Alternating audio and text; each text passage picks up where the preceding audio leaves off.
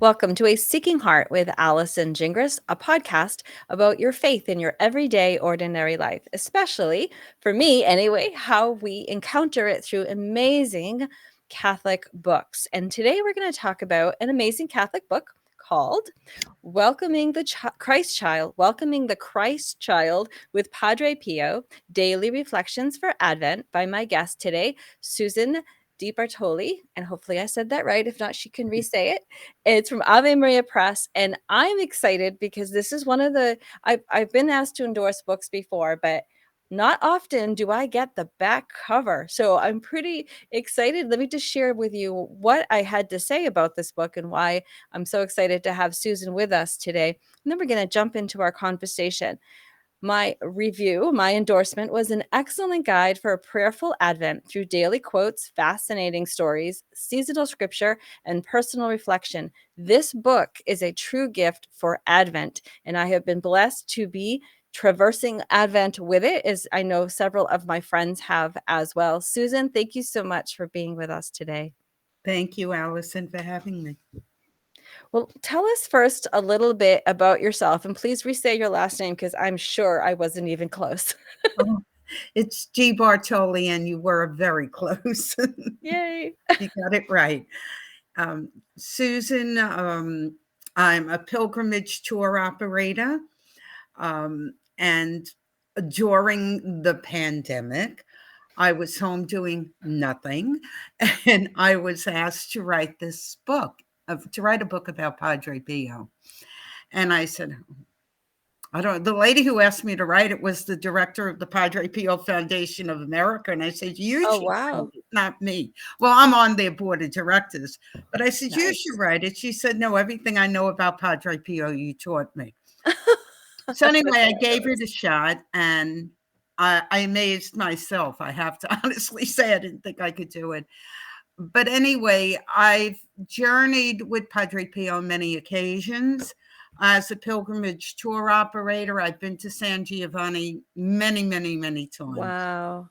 And Well, the I have pilgrimage envy. I've set up to have a few, but they've never come to fruition. So maybe in the future. How beautiful that you get to actually go. So tell somebody who doesn't know what I can't even say it. San That place. Giovanni Rotondo. Yeah, that. Tell us for someone who doesn't know what that is. Tell us a little bit of where that is and why that's so special. San Giovanni Rotondo is where Padre Pio, he was in other places also, but he spent most of his life. And this in the monastery of Santa Maria delle Grazie. He has the stigmata there. He was a true confessor. Lines every Mm. day, lines, and it's still like that today. It's a place where on the feast day, hundreds of thousands of people show up. And Wow. yeah, it's amazing. Not just Italian people who absolutely love him, but people from all over the world are there because he's so important to so many people. And everybody, when they think about him, of course, they think about the stigmata because that's the one thing many of us know about. But they come there because of the simple man who lived there. Yeah. And the stigmata, again, for those who have never heard of this before, is the markings of Christ's crucifixion on his hands and on his feet. And I was very blessed. I was on a retreat, and there was a one of his gloves, which is a Oh, relic, yes. and one of the things I think is hard sometimes for people to understand who are not Catholic about relics and how we get so excited about them is that this is a part of this saint, this person who figured out how to live a life of holiness and to be with God forever. And we look to them, I do anyway, as my holy heroes. And to be able to touch something that they touched or have a medal that I wear a cross around my neck. I wear a little bit of Catholic swag, but I also, this is my girl, love my Catholic swag. And I've worn this crucifix around my neck for over 20 years now. It's a Trinity, which is the Father, Son, and Holy Spirit, which is really neat when I discovered it. But anyway, long story longer, I was wearing this when I went to this retreat, and I was able to touch my crucifix on Padre Pio's glove. Fast forward a few months, and I'm a speaker, and I was giving a retreat to confirmation students, and there was an exorcist as one of the teachers, and he came up to me after my first talk, and he said, "I got to tell you something." He said, "I always pray for Padre Pio to be with our speakers when they're here, especially because you're talking to teenagers. You need that extra help." And he goes, "The weirdest thing is I felt his presence with you immediately." He's like, why would I feel that?" So I explained about how this was touched on his relic, and I had a great devotion to him. Well, it was about to grow monumentally after that. He came up to me again and he said, "You're going to think I'm crazy," which I never do. I love this Catholic mysticism stuff. I think it is part of what makes Catholicism so beautiful and so different from other faiths. And he said, Padre Pio, I think, would really like you to be his spiritual child, his spiritual daughter. And so I went and I looked that up. I figured out how to do it. I did the prayers and just kind of welcomed him into my life as father. Craziest thing, Susan. Then I discovered that his birthday is the same day as my father's birthday. And at the time of this all happening, I had a very strained relationship with my father. So I welcomed Padre Pio in as my spiritual father, and through, I believe, his intercession, my relationship with my own father strengthened and healed. And he's just, even from heaven, he's doing so much good. And I love what he said, that he wouldn't enter heaven until all of his spiritual children were there. So That's correct.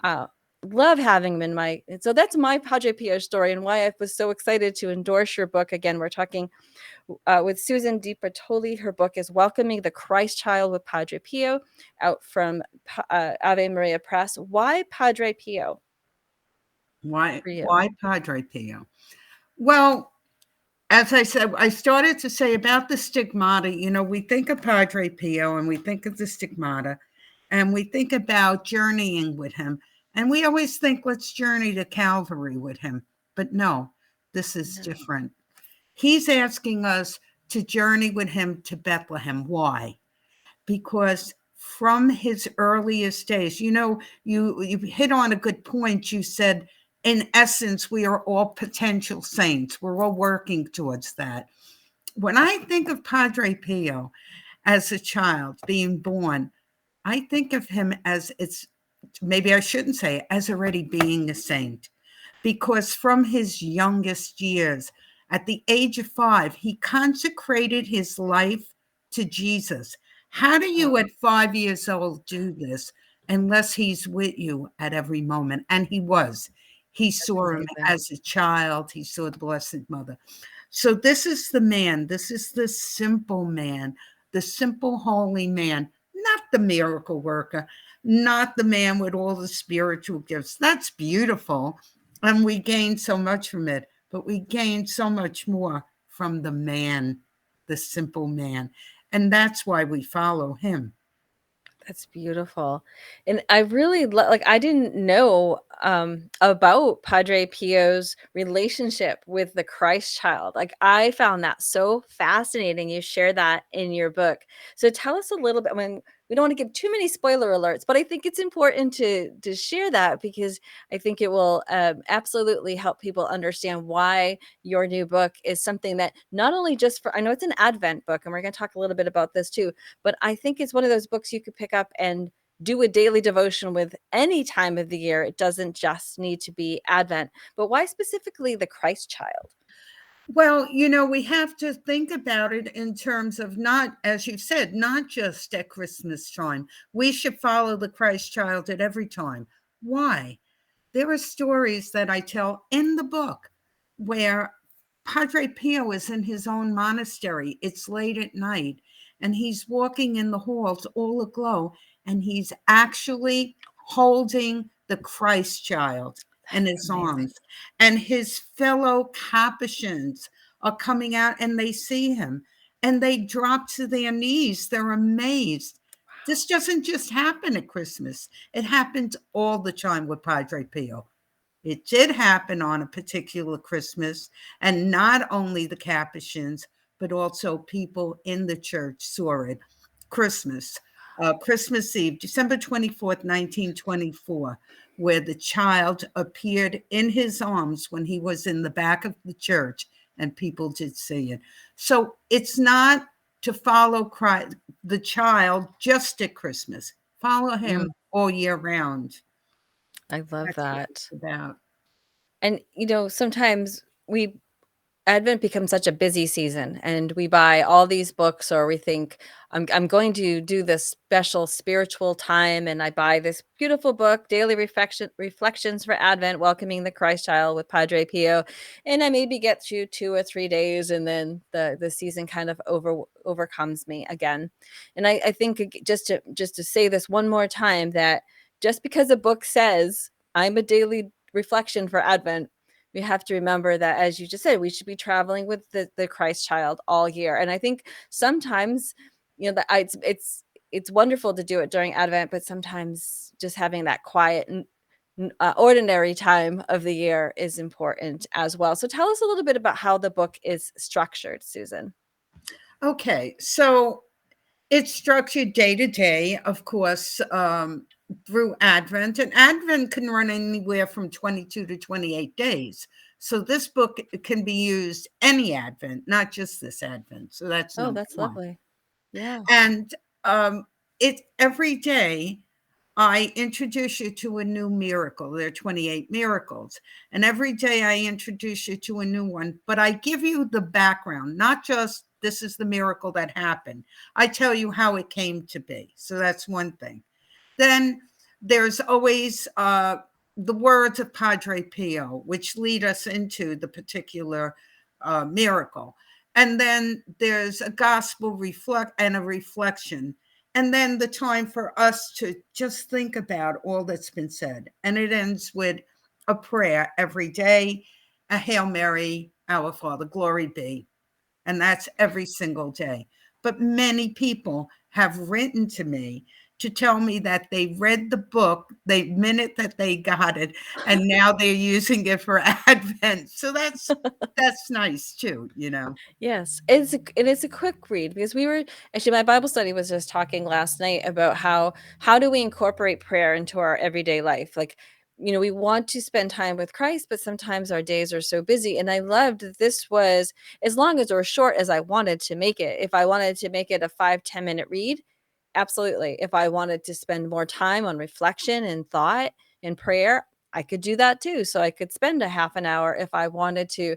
I loved bringing it with me to adoration. And I think I kind of can relate to some of the people who wrote to you, that I wanted to just do one day, but I was so enthralled. I was like, well, I'll just do the next day and the next day, and then I'll go back again later. So I remember when I got it to review, I gobbled it up, because I just couldn't stop reading. It's just he's just such a fascinating saint. And I thought everybody knew about him, and I included him in my own book from Ave Maria Press, in Encountering Signs of Faith. And he is one of the saints that I share as well in my book, because I actually shared the story about how there was a pilot that saw him. Yes. Do you want to recount that story for us? Sure, sure. We would love that. About an hour from San Giovanni Rotondo is maybe a little more than an hour, is the Air Force Base of Ceranola, where during World War II, many men were stationed. Now, I talk about a man named Ray Ewan in the book. Ray Ewan was stationed there, and he served Mass with Padre Pio 7 times. Wow. So the story originally was told to me by Ray, and Ray said that one day these pilots had the commander of the post had received a message that there was, in a school in San Giovanni, the Germans were using that school as a depot with ammunition and all. So they were told to go out and to bomb the school. So all these planes, I don't know how many, but these planes go out, and the commander is on board. And they're just about to get to San Giovanni, and they're positioning to drop their bombs. And all of a sudden, in the sky, this monk appears with his arms outstretched, stopping the planes. I love And the that. bombs are falling from the plane. Nobody's touching anything. The bombs are falling into the forest all over. And they're in amazement. What is going on? And the planes turn around by themselves and go back to the base. Now, when they get back, someone tell the commander is saying, "What is going on?" So one of the pilots tells him that they say there's a monk on a mountain in San Giovanni, not far from the base, and that he might be the reason why this happened. Now, if I were the commander, I would have got in my Jeep and went there immediately to see what was going on. But instead, he said, "I'll wait until the war is over and I'll go." And so he waits until the Wow. Germans leave, and he goes to San Giovanni Rotondo. He walks into the sacristy and he immediately sees Padre Pio and he says, "That's him. That's the Wow. monk who was in the sky." And when Padre Pio sees him, he says to him, "You're the one who tried to kill us." Love So he that kneels story. down and Padre Pio gives him his blessings. The man, I don't know what religion he was, but he was not Catholic, but he did become a Catholic after that. Oh my And gosh. I think it's an amazing story, a funny story. It gives you a lot to think about because there's Yeah. so much going on, so many miracles within a miracle that are going on here. I love that story. I really. Oh my goodness, that was a Holy Spirit moment, and I'm so glad I had you tell it because you tell it way better than I do. So when you do your pilgrimage, Susan, do you give these stories as when you were a pilgrimage leader, is this the things that you do? And then is that why some of these stories were just so easy for you or Well, I don't go on all of the pilgrimages. I couldn't possibly go. I'd never be home. I do try, I do every year go with the Padre Pio Foundation of America because I'm on their board. So I do join their pilgrimage. There have been times when I couldn't, but basically I do. And when we go, we certainly talk about these stories. But nice? many of the spiritual directors, like Father David Beaumont, who is a Capuchin like Padre Pio, he tells a lot of stories, and we do mention the various Love that. stories, so I share what I can, and Julie shares what she can. But San Giovanni is an amazing place. Even Pietrelcina, where Padre Pio was born, is like it's a little town. It's because he was a little man from a little town. So that's amazing too. But yes, we do. We share a lot on the pilgrimages. It's a Do lot you of have a do you have a great tie to Italy? Well, my family is from Italy, not my parents. My parents were born in America, and one of my grandparents was born in America. My mother's parents were born in Abruzzi. My father's father was born in Calabria. And my grandmother, who's born in America, her family was from Castellamare di Stabia in Naples. So I have a tie. And even though my parents weren't born there and I wasn't born there, when I go there, I feel at home Oh, because we that's have very beautiful. strong Italian traditions which were brought over, the feast of the seven fishes on Christmas Eve, that kind of thing. So Nice. we still follow the traditions today because tradition is very important in families to keep Yes. traditions. So do you speak Italian? When I have to, I don't speak very well. I can read it, write it, I understand it, I can speak it. I'm getting better. You see, a couple of I years love I it. wasn't there. I was there in September. So, of course, it sort of fades away Yeah. and then you have to get back into it. But if I stay there a week or two, I'm just speaking. I'm good. That's amazing. Yeah, I'm 100% Portuguese, but we never learned the language, and it's one of my greatest regrets. But someday I will get to Fatima. But today we're talking about Padre Pio, and I'm digressing. Well, our time is already at the end. It was so went by so fast. I knew that it would. Susan, what is the hope for somebody who would pick up this book, not just for Advent, but anytime this season of the year? Well, I think, as I said, the miracles are important, but it's when you read the book, you begin to know who Padre Pio is. And you know that his most famous line was pray, hope, and don't worry. And what he tells us, but with each miracle, when they're asked of him, he always says, pray. We have to all pray. And when he was asked, what legacy would you leave? And he said, pray the rosary. That's who Padre Pio is.